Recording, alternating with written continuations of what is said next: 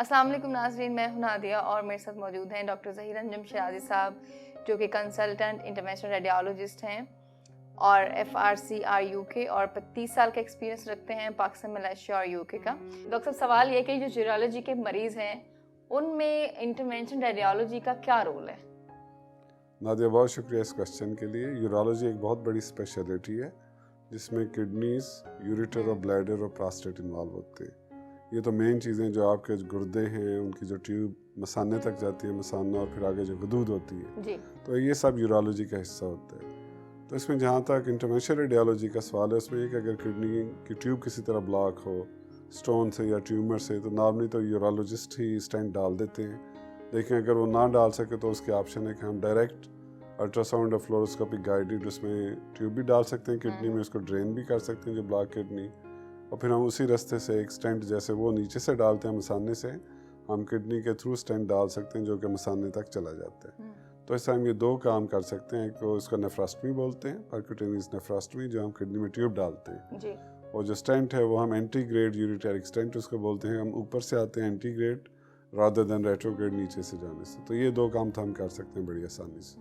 اور اس میں یہ کہ ہم لوکل اینستھیزیا میں کرتے ہیں، تھوڑی بہت سیڈیشن اگر دینے دیتے ہیں، لیکن GA وغیرہ اینستھیزیا اس میں انوالو نہیں ہوتا۔ تو ہمارے جو پروسیجر ہیں بہت سمپل ہوتے ہیں جی،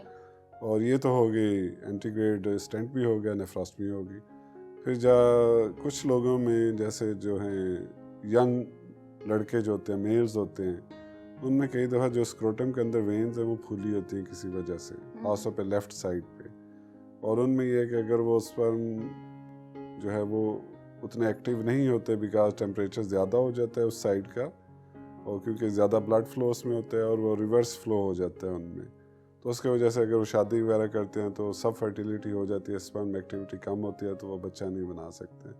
تو اس میں ہم ایڈوائز کرتے ہیں ایک تو الٹراساؤنڈ کروائیں اگر آپ کو کوئی فیلنگ ہو اسکروٹم میں، ان کو کہتے ہیں بیگ آف ورمز فیلنگ، جیسے ورمز ہوتے ہیں اندر آپ کے، کیونکہ وہ نسیں جو پھولی ہوتی ہیں، تو اگر ایسی کوئی فیلنگ الٹراساؤنڈ پہ نظر آتے ہیں تو پھر ہم بڑی ایزیلی ان کو نا ایمبولائز کر سکتے ہیں کہ جو وین فلو لے کے جا رہی ہے ٹیسٹیز کی طرف، اس وین کو ہم بلاک کر سکتے ہیں وین کے تھرو، جیسے گرائن وین سے یا نیک وین سے ہم جاتے ہیں، تو جو کڈنی کی وین ہے یوزلی لیفٹ والی جو وین ہے نا جیسے اسی میں آ کے ڈرین کرتی ہے، تو اگر ہم اس وین میں چلے جائیں ٹیسٹیکولر وین یا سپرمیٹک وین میں، تو اس کا ہم فوم اور کوائل سے ایمبولائز کر کے اس کو بلاک کر دیتے ہیں۔ اس بلاک کرنے سے یہ ہوتا ہے کہ جو وینز ہیں وہ شرنک ہو جاتی ہیں، ٹیمپریچر نارمل ہو جاتا ہے اسکروٹم کا اور فرٹیلیٹی بڑھ جاتی ہے، تو اس کو کہتے ہیں ویریکوسیل ایمبولائزیشن۔ جی، اس پروسیجر کا نام ہے ویریکوسیل، اس کو بولتے ہیں، جو نسیں پھولی ہوتی ہیں ان کا نام ہے ویریکوسیل۔ تو جیسے ہم فائبرڈ ایمبولائز کرتے ہیں یا لیور ایمبولائز کرتے ہیں، بہت سی جگہ ہم ایمبولائز کرتے ہیں جو بند کرتے ہیں، تو یہاں پہ پارٹیکولرلی ہم فوم اور کوائلز یوز کرتے ہیں، پارٹیکلز وغیرہ یوز نہیں کرتے۔ باڈی میں ہر حصے کی اپنی ایک وہ ہوتی ہے انیٹمی، اس حساب سے ہم جو بھی پروسیجر کرتے ہیں۔ تو ہم نے 3 چیزیں ڈسکس کر لیں یورولوجی کی، جیسے کڈنی میں ٹیوب ڈالنا، نیفراسٹمی،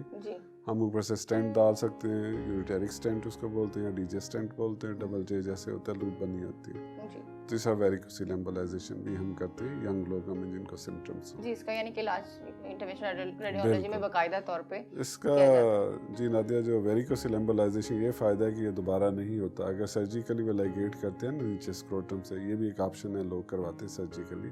تو وہ ایک وین کو بند کرے گا دوسری تیسری کھل جاتی ہے۔ جب ہم ایمبولائز کرتے ہیں تو ہم اوپر سے لے کے نیچے تک ایمبولائز کرتے ہیں کہ ان میں کولیٹرل چینل بننے کا کوئی چانس نہیں ہوتا، تو اس سے ڈیفینیٹیو ٹریٹمنٹ جو ویریکوسیل کی ہے وہ ایمبولائزیشن ہی ہم کنسیڈر کرتے ہیں۔ ٹھیک ہے جی۔ ابھی جو آپ بات کر رہے ہیں تو سننے میں لگ رہا ہے کہ پتہ نہیں کتنا خطرناک پروسیجر ہوں گے اور پتہ نہیں کتنے کوئی، تو یہ تھوڑا سا یوزلی یہ سمپل ہی ہوتا ہے، لیکن صرف ٹرمینالوجیز ہیں، ٹرمینالوجیز ڈیفیکلٹ لگتی ہیں۔ جیسے آج ہی ہم نے ایک پیشنٹ کیا تھا تو اس میں یہی ویریکوسیل تھے، 2 سال اس کو ہو گئے تھے شادی کو، تو سب فرٹیلیٹی ہے، بیٹا بچہ نہیں پیدا ہو رہا، تو اس کا ہم نے کیا، ہم نے نیک وین سے جا کے سیدھا وہ جو ٹیسٹیکل وین ہے اس میں جاتے ہیں کڈنی کی وین کے تھرو، پھر ہم اس سے فوم ڈالا، کوائل ڈالی، اور آدھے گھنٹے میں پیشنٹ گھر چلا گیا، کوئی بے ہوشی نہیں، کوئی پین کلر، کوئی ڈاؤن ٹائم ہوتا نا کہ بیڈ ریسٹ کرنا ہے، نتھنگ۔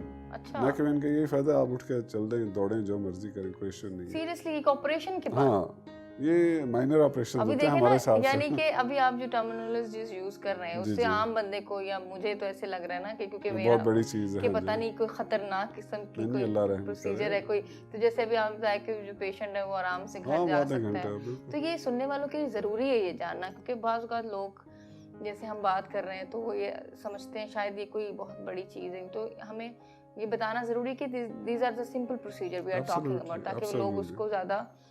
دیکھیں ہمارا جو بھی پروسیجر سرجری کے مقابلے میں لیس کمپلیکیٹڈ ہے, لیس کمپلیکیشنز ہیں, انیستھیزیا انوالو نہیں ہوتا, رائٹ. تو پیشنٹ یہ ڈے کیس پروسیجرز ہیں بیسیکلی کہ آپ ایمبولینس کریں آدھے گھنٹے پیشنٹ گھر چلا جائے. تو الحمدللہ یہ انٹرنیشنل ریڈیالوجی کی ریولیوشن ہے جس نے پن ہول سرجری کی وجہ سے اتنی چیزیں جو ہے نا آفر پہ ہیں. وہ کٹ لگانے نہیں کٹ شٹ کوئی کٹ نہیں اس میں نہیں ہے. نہیں. بہت شکریہ ہمارے ساتھ موجود رہنے کا. ہماری مزید ویڈیوز دیکھنے کے لیے ڈاکٹر ظہیر شیرازی کا یوٹیوب چینل ضرور سبسکرائب کیجیے اور ہمارا فیس بک پیج لائک کیجیے ڈاکٹر ظہیر شیرازی کے نام سے, اور ہماری ویڈیوز دیکھتے رہیے, شیئر کیجیے, لائک کیجیے. Thank you so much.